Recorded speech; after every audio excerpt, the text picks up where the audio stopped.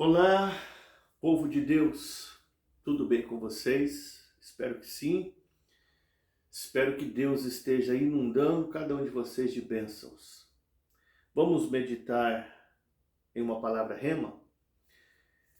Confira aí no seu lar Lucas 13:11. O texto narra a história da mulher que tinha um espírito de encurvatura. Vamos uma pequena introdução. E vamos procurar falar aqui de 3 lições sobre essa história.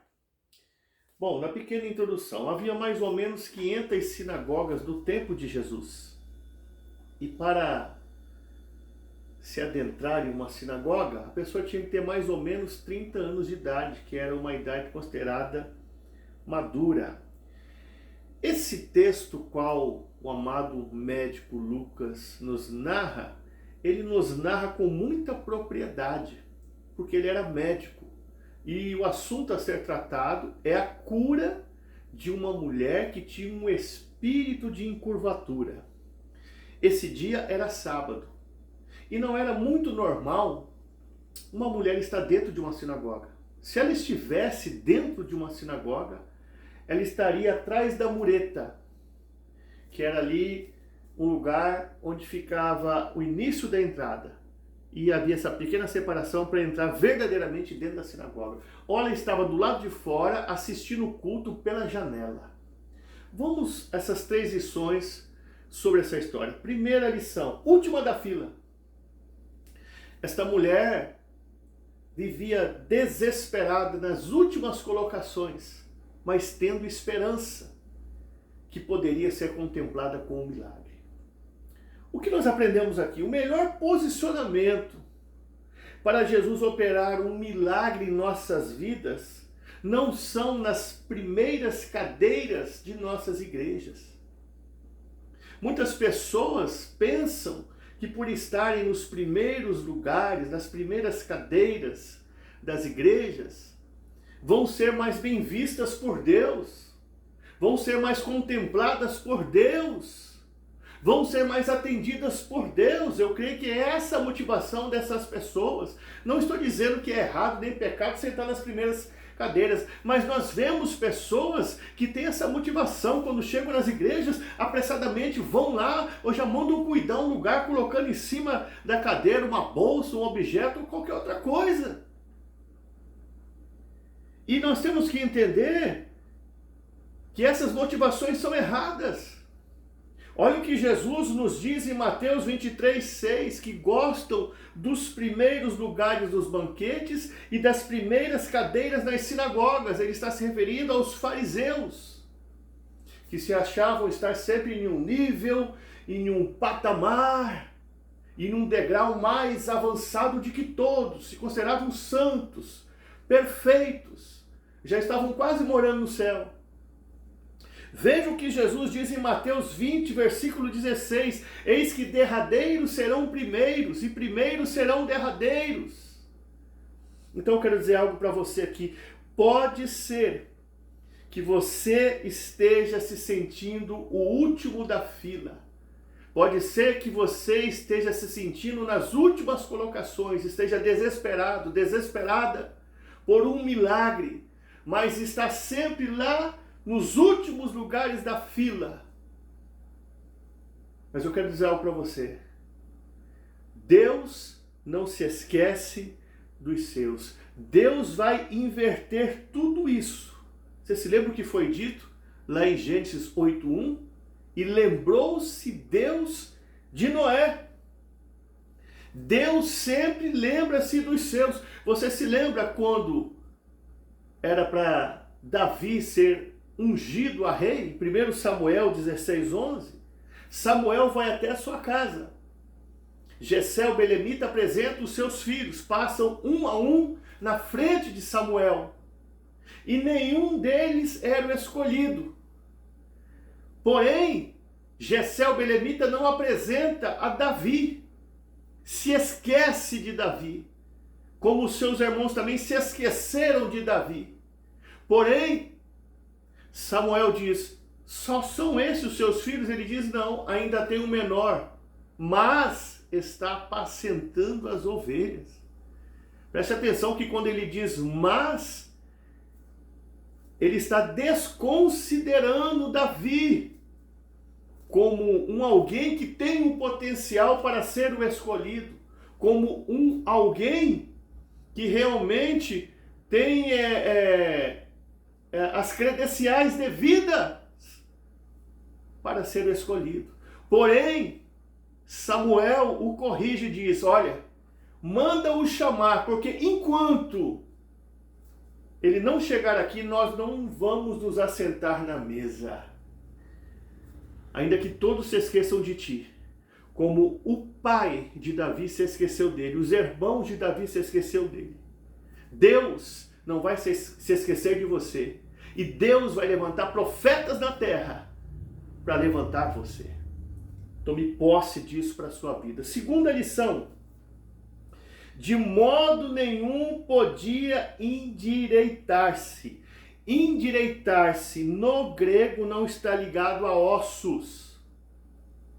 Encurvadura no original está ligado à alma.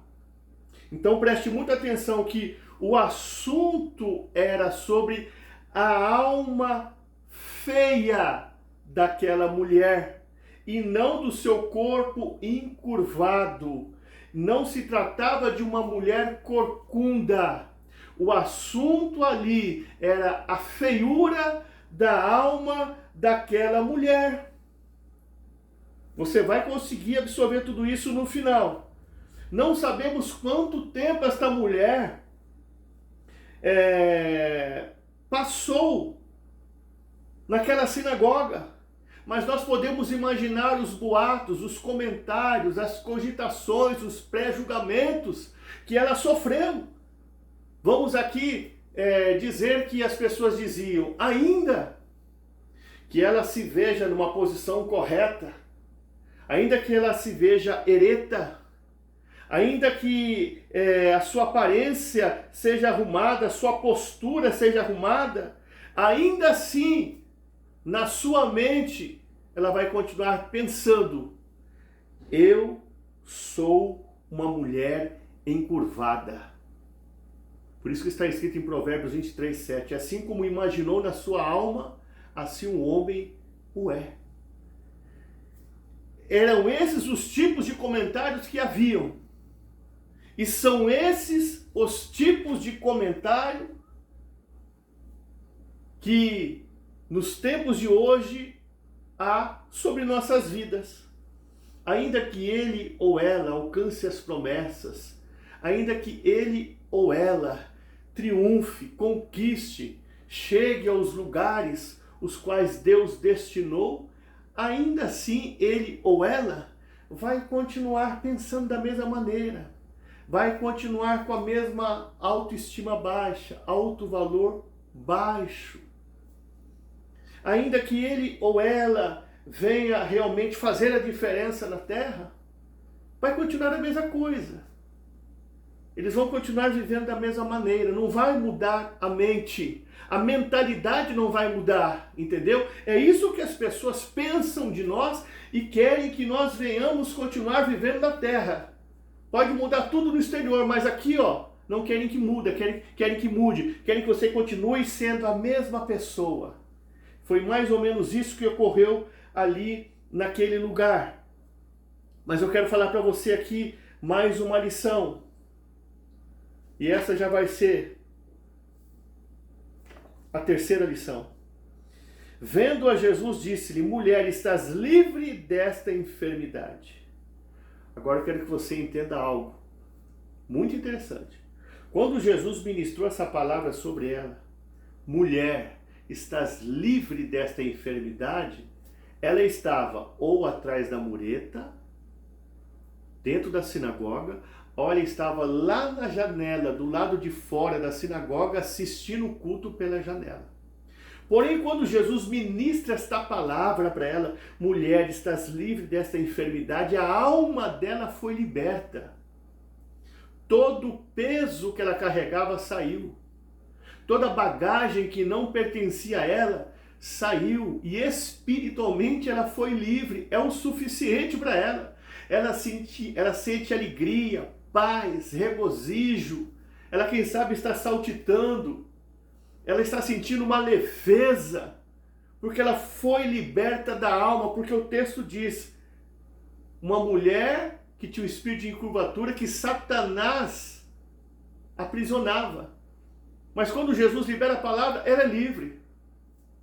Só que, aí então, estando ela do lado de fora na janela assistindo o culto, ela vem e entra dentro da sinagoga. Estando ela atrás da mureta, ela então entra mais para dentro da sinagoga e vai caminhando agora até Jesus. E ela chega até Jesus encurvada ainda. E quando ela chega até Jesus, ela está alegre, ela está leve, ela está solta. Não importava mais se ela estava corcunda. O que importava é que o mundo espiritual perdeu. Satanás não podia mais a manter presa, ela estava sentindo solta e leve. Aí Jesus impõe a mão sobre ela, faz uma oração com imposição de mãos e ela é endireitada. Ou seja, o milagre foi processual. O texto não relata isso, mas eu fui aqui esmiuçando, vendo no grego, o original. E aí a gente chega a esse entendimento. Então quer dizer que com a sua palavra ministrada ele libertou a alma. Com a imposição de mãos e uma oração, ele endireitou o corpo dela. E tem pessoas que não acreditam em milagres que são processuais em nossas vidas. Se você for em Deuteronômio 7:22, está relatado ali um texto. E o Senhor teu Deus lançará os seus inimigos, pouco a pouco, fora de ti. Não os destruirá completamente, para que as feras do campo não se multipliquem contra ti. Veja que Deus está dizendo que Ele vai nos livrar de nossos inimigos, consumir os nossos inimigos, derrotar os nossos inimigos, pouco a pouco, diante de nós. Ele não vai destruir completamente. Porque se Deus fizer tudo o que nós quisermos e desejarmos, nós não servimos mais a Ele. Se não tiver mais uma peleja, mais uma luta, mais um espinho na carne, se não tiver mais um vale, mais um deserto, se ficar realmente só bênção e bonança, nós paramos de orar, nós paramos de consagrar, nós paramos de ler, nós perdemos o desejo de ganhar almas. Então, pouco a pouco, Ele vai tirando os inimigos do nosso caminho. Ele vai tirando de cena aquele que nos persegue, aqueles que oram contra a nossa vida, aqueles que não acreditam, que zombam, que riem, que debocham de nós. É pouco a pouco. Se você for em Salmo 142:7, tira minha alma da prisão para que eu louve o teu nome. Isaías 10:27, e a unção despedaçará o jugo. Que a unção de Deus, através dessa mensagem, venha ter despedaçado o jugo do sofrimento da sua vida, o jugo da desesperança, o jugo do destratamento das pessoas para com você, o jugo da infelicidade, o jugo da incerteza, o jugo da frustração, o jugo da dúvida, o jugo da insegurança, o jugo da incredulidade. Jesus está aí, fazendo uma obra na sua vida. Fique com essa mensagem no seu coração.